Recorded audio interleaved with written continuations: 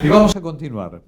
Esta vez el tema va a ser por demás interesante, sobre todo porque tiene mucha actualidad, con este esquema de lo que se ha dado en la violencia de género, en los acosos, en todo esto que se ha transformado en un problema social realmente importante y que requiere, por supuesto, la atención de todos. Y cuando los especialistas, los profesionales, abordan el tema ya desde adentro de lo que es la psicología del ser humano, entonces esto es más que interesante, sobre todo para ir comprendiendo ese tipo de actitudes. En este caso en particular está con nosotros la doctora María Malena Lenta, que es psicóloga, ha hecho ya el doctorado, falta un poquitito nada más como para que le aprueben todo, pero va a ser un gusto charlar con ella porque está en la Cátedra de Psicología Preventiva de la Facultad de Psicología de la Universidad de Buenos Aires y bueno, vamos a hablar de todo esto que estuvimos conversando acá al comienzo. Gracias por venir.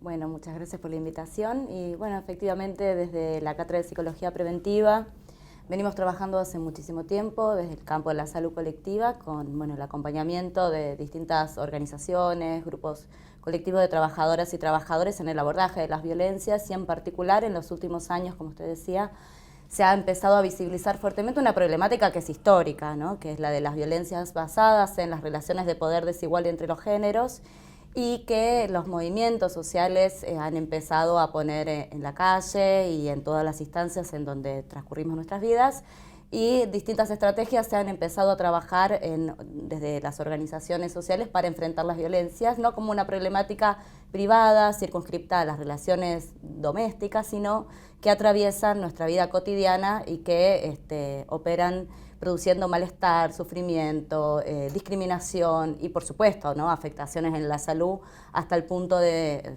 más límite que tiene que ver con las prácticas del femicidio, ¿no? Correcto. Ahora, ¿cuáles son? Porque estábamos viendo un poquitito el esquema de todo lo que es este trabajo y estabas hablando de las estrategias de las mujeres que están trabajando en el esquema ferroviario y que eso se podía trasladar a lo mejor a otras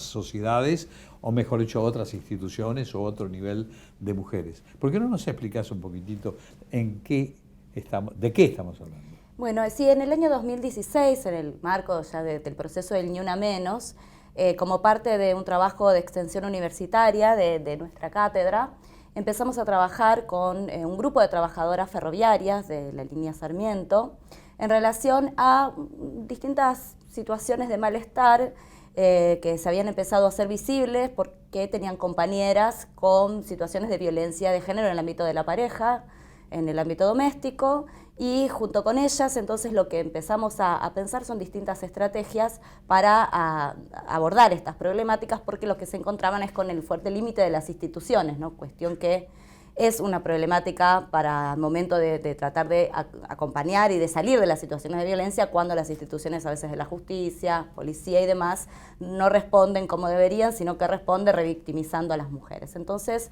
lo que hicimos fue desarrollar un taller de formación, de capacitación para las trabajadoras en la identificación de las violencias y las violencias de género.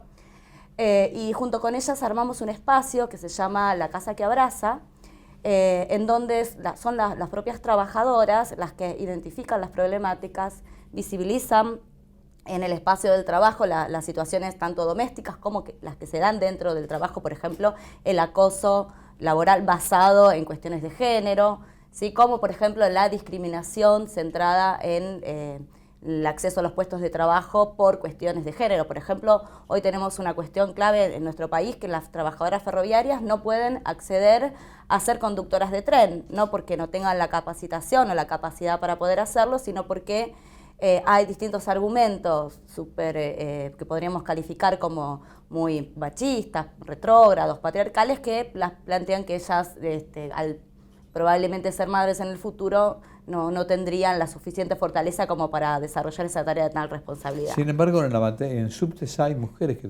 trabajan perfectamente. Exacto.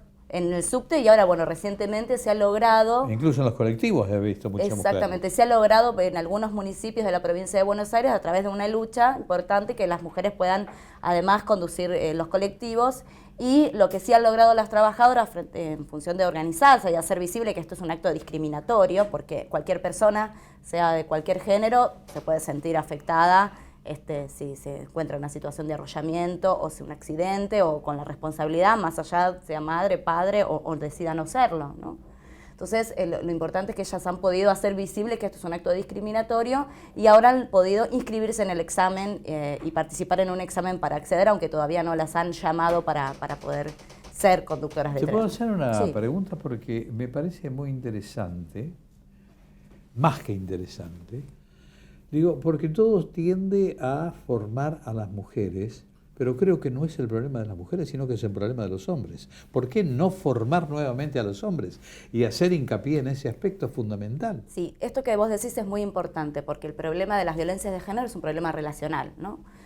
Por eso, otra de las actividades que nosotras venimos realizando con este colectivo de trabajadoras tiene que ver con hacer talleres, también con los varones, sobre todo el espacio ferroviario, históricamente masculino, no solo en la Argentina, sino en el mundo.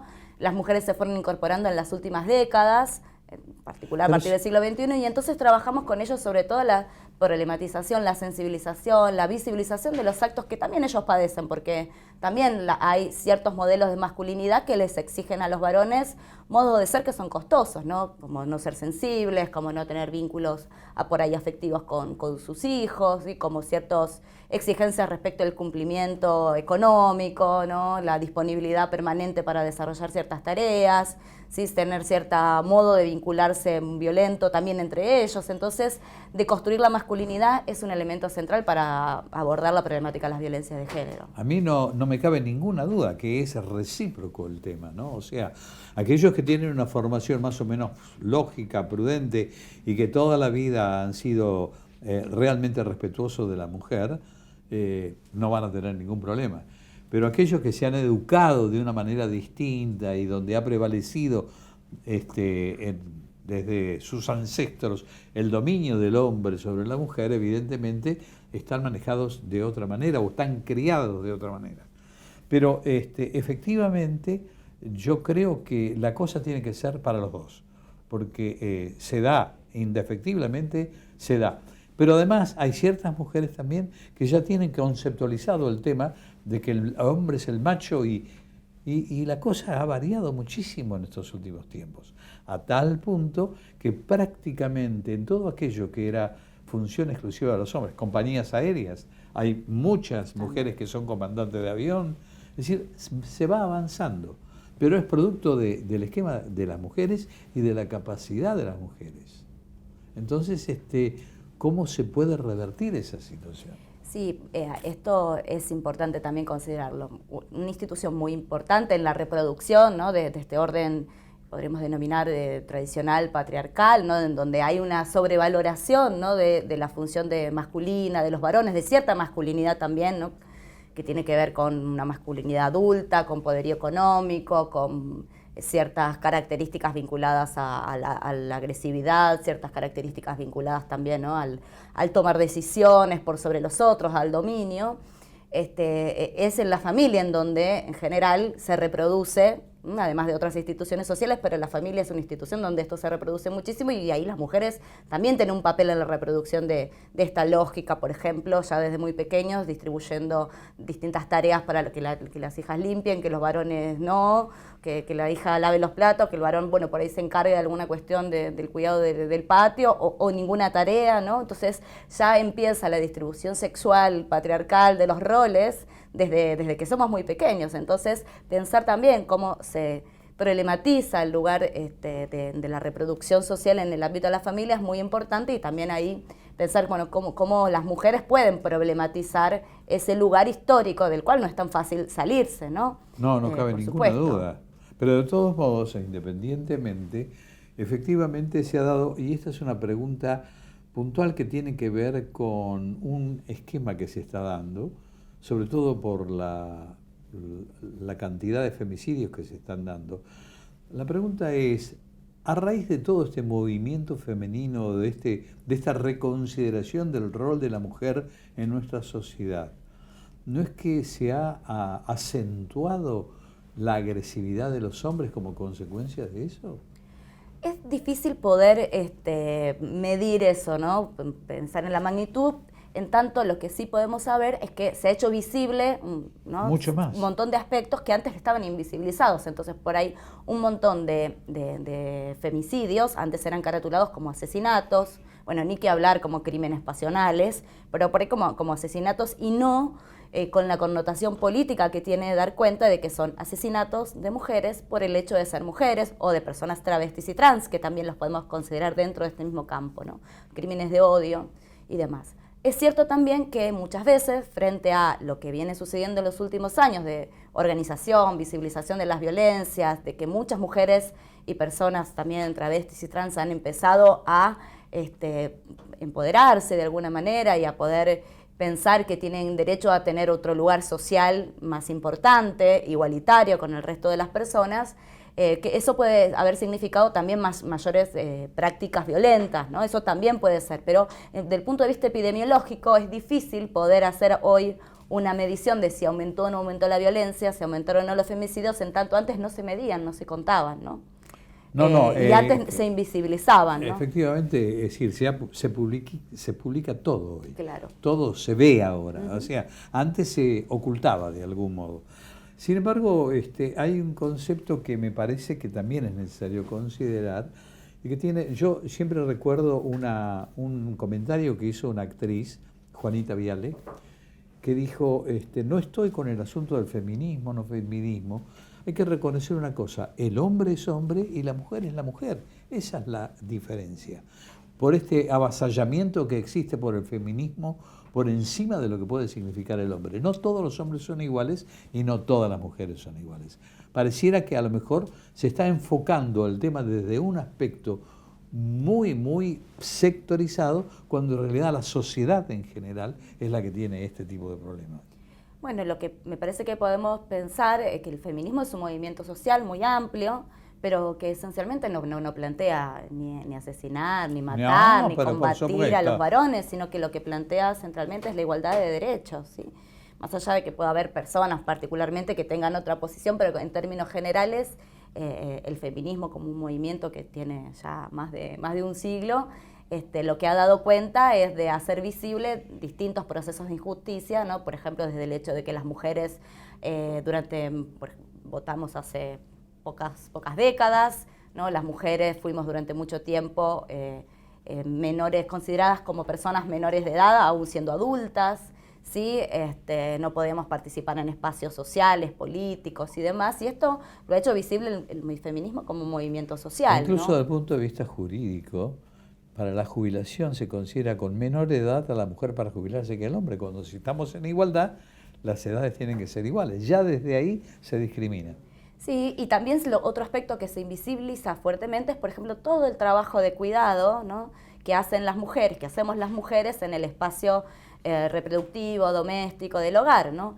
Por ejemplo, y sobre todo en las últimas décadas, en donde las mujeres hemos vuelto a trabajar mucho en el espacio público, ¿no?, con trabajos asalariados, lo que no se ha socializado y lo que no se ha perdido es la carga del trabajo doméstico. Por eso, por ejemplo, hoy en Argentina un dato es no solamente que hay una brecha salarial frente a igual trabajo, las mujeres cobramos 34% menos, sino que además tenemos una carga mayor de horas de trabajo en el espacio de la casa. Entonces, por ejemplo, en promedio las mujeres trabajamos, además de la jornada laboral, 6 horas más en trabajos de cuidado de los hijos, limpieza y demás, mientras que los varones en promedio trabajan por día entre 1 hora y media y 2. Claro, pero ¿sí? Yo no lo generalizaría eso. No, bueno, son términos globales, claro, por supuesto. Después porque en última instancia depende de la pareja y depende de cómo está constituida. Porque conozco muchos casos donde el hombre lleva la carga de todo el hogar y la mujer trabaja y dice: a mí no me gusta cocinar, a mí no me gusta, sí se dedica a atender a sus hijos, pero en última instancia depende, no se puede generalizar. No, estos son términos general, estadísticos, ¿no?, globales. Por supuesto, después en el caso por caso hay excepciones, pero en términos globales nos encontramos con esta realidad, ¿no? Y lo que en todo caso el feminismo hace es, bueno, hacer visible esta realidad para poder abordarla y convertirla, y en todo caso también poder democratizar, ¿no?, roles de cuidado, ¿no? Los roles vinculados al afecto, que son también muy importantes, ¿no? Me parece muy bien, el tema da para muchísimo porque es apasionante, así que en algún momento seguiremos conversando y ampliando un poco los conceptos. Bueno. Te agradezco que hayas venido. Muchas gracias por la invitación. Pero por favor. Y ustedes nada más, nos vemos el próximo viernes a partir de las 13 horas. Hasta ese momento y muchísimas gracias.